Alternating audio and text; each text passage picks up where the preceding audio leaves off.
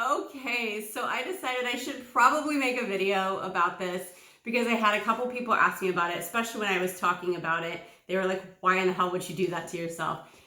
And I know it sounds extreme, but you have to understand there's a little bit behind this. And I want to give you that background, kind of let you know where I'm coming from and why I chose to do a 60+ hour fast. I believe right now I'm right around a little over 65 hours. I still feel great, but I feel like today I'm probably going to break the fast because we're cooking chicken kebabs and I really want to eat them. Being honest. But here's the thing. So the reason that prompted me to do this was several things just started to add up. And I am very, very huge advocate on listening to your body and understanding what it's telling you. So for me, I already do intermittent fasting. I have been doing this for over a decade now. And basically my fasts are about 18 hours to 20 hours of fasting every single day. And then I eat in either the 6 or the 4 hours time frame. And that's my eating window. And this is what I've been doing. I don't have a set schedule that I follow. I kind of just open it up and go with how life throws it at me. That's why I don't have a specific schedule with that. That's a whole nother video that I can get into later. But so the reason why I decided to do an extended fast and more of a therapeutic fast is because I was having cravings that I usually don't ever have. And I know people are like, that's weird, but to me, it's not weird. So the thing is I don't really have a strict diet, but I also don't deprive myself of things. So if I eat things, it normally doesn't bother me or affect me because I know I have a little bit and I'm fine.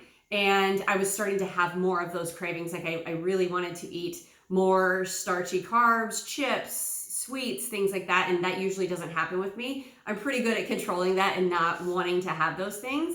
So when I see that trigger start to happen, that is definitely something for me to take note and be like, hey girl, what's going on? And evaluate what my body's telling me. So that was the big one. And then my weight, and I don't ever do anything for weight based on a scale. I just want to let you know that. And I don't instruct my clients to do anything like that either. But for me, I do weigh myself every day as a tool just to see kind of how the previous day, how things are going for me. It's not something that messes with my mindset. I have a very good relationship with the scale. It is just a tool for me. So I was seeing that my weight was kind of stagnant, going up, up, up, up, up. And that kind of talks to me too, starts to talk about inflammation. And speaking of inflammation, my neck pain, which I have 2 herniated discs in my neck, and it was starting to flare up and get really bad through my neck and shoulders. Like it hasn't been in a very, very, very long time. I do realize some of this was attributed to the lack of sleep that I was getting because I'm doing a lot on the internet right now with work. So I know a lot of it comes from that, but I do also know some of it's coming from my nutrition. Some of it's coming from the lack of sleep, so lack of recovery. But that inflammation starts to create pain when you don't listen to it. And I wasn't listening fully until then. And then like my focus was kind of off. I wasn't on point like I always am. And the biggest one for me was, well, not the biggest, I don't want to say that, but one huge one is I always get cramps during ovulation, always. Like that's just a normal thing for me. Like every 2 or 3 months I get it. It's not like I get it every single month. But this one that I just had was the worst I've ever had ever in my life. Like to the point where I couldn't lay down. I couldn't get comfortable. Like it was just painful. And anytime I start to experience pain with my body, I really start to look into it like, hey, what is going on? What do I need to do? What am I not doing that can get me back to where I want to go? So I just decided randomly on May 20th that after I eat dinner, I'm just going to fast and see how long I feel like I can go. There was no set time for the extended fast. I just knew I wanted to go longer than what I typically do in a day, which is my normal 18 to 20 hours. So that was the only thing that was driving me, was go at least that long, a little bit longer, see how you feel. So the first day I still took my pre-workout because for me, I know that my pre-workout doesn't mess with my blood glucose. And the reason why I know that is because I've tested it several times in different occasions. So when I say that I know my body very well, I know my body very well. So, and it's because of all the testing and journaling and things that I do to get to know myself over the last decade. So I still took my pre-workout and I did, I think the workout was about 55 minutes.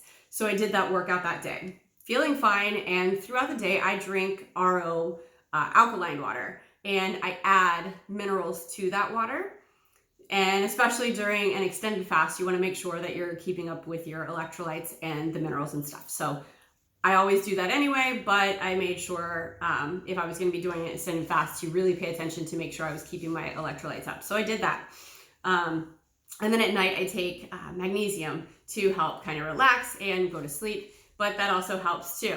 So that was day one. Everything was fine. The next day, still didn't feel like eating when I woke up. So that workout that day, took the pre-workout that next day. Then the workout was like a 30-minute workout, so it wasn't as taxing on my body. And the reason behind all of this, still did the same thing I did the first day, but the reason behind this is because when you do an extended fast, there are benefits that start to come with each few hours that you do things. So for ketosis, your body starts to go into ketosis, and mine is in it all the time anyway because of the fasting that I do. I cycle my diet, so it's not like I'm always eating a low carb, high fat. There's days where I eat higher protein. There's days where I eat higher carbs. So it's always, my body is always in some form of nutritional ketosis. So that wasn't the goal here. But at about 12 hours, your body starts to go into ketosis. Then at about 18 hours, it starts to go a little bit deeper into heavier ketosis, which is a good thing, depending on what your goals are. For me, it worked out well. But where I start to max out at and realize that this is why I'm doing the extended fast, and when I'm looking at my numbers of how long I've been in the fast, autophagy starts to happen at about 24 hours. And this is where I'm really going with this, because I need basically during autophagy, your body's cleaning up all the dead shit and cells and bad things that are in there. It's basically a cleaning crew that just comes through and sweeps through the body at that certain time and continues to do so. So that is where I was going with that. So it would help alleviate my neck pain and the inflammation and stuff that I was having going on, which the scale was also telling me there's inflammation going on. So a lot of factors were telling me I have inflammation, I need to take care of this, and getting to autophagy, higher levels of autophagy is where I wanted to be. And then you start to have a peak in your growth hormone, which for people who lift weights and care about muscle mass, this is a good thing. So I can't remember the exact number of it, but it's pretty damn close to like 500 times the amount is being released than when you first started doing the fast. So it preserves your lean muscle mass. This is what I want to do, but it also continues to give you that energy, and that's why you can get through these fasts. So all of the things were happening that they were supposed to. My pain was starting to go away. Like I said, today I'm at about 65 hours right now, a little bit over, and I'm just going to eat because I feel like I want to. This is me listening to my body. That's why there was no set time for this for me. It was just something that I wanted to do to make me feel better. And I'm already having, better issues with the inflammation, with the pain. It's pretty much gone. I'm more in a Zen-like mood, which is huge for me, because as much as I try to work on it, I do have a very moody personality sometimes, and I get fired up about things that I probably shouldn't get so fired up about, but I have more of like a kind of calmness over me and a more kind of Zen-like mood. I'm better able to handle stress, and I feel like that is a good thing for me. As for my meditations, I noticed that during extended fasts, I have a better focus with my meditations. So these are the reasons why I do things like this with extended fasts. Now, do I recommend this for everyone? No. I think that you should probably start with smaller fasts and build up to it, because it does take a strong mindset. It does take discipline I was out with people and food was in front of me and they're like, why aren't you eating? And I'm like, because I'm just not eating right now. I'm trying to do an extended fast, and I just want to see how my body reacts to things to see if I can get myself better. Because if you know me, you know I don't like to take medicine. So the last thing I would want to do for this neck pain is to take pain pills.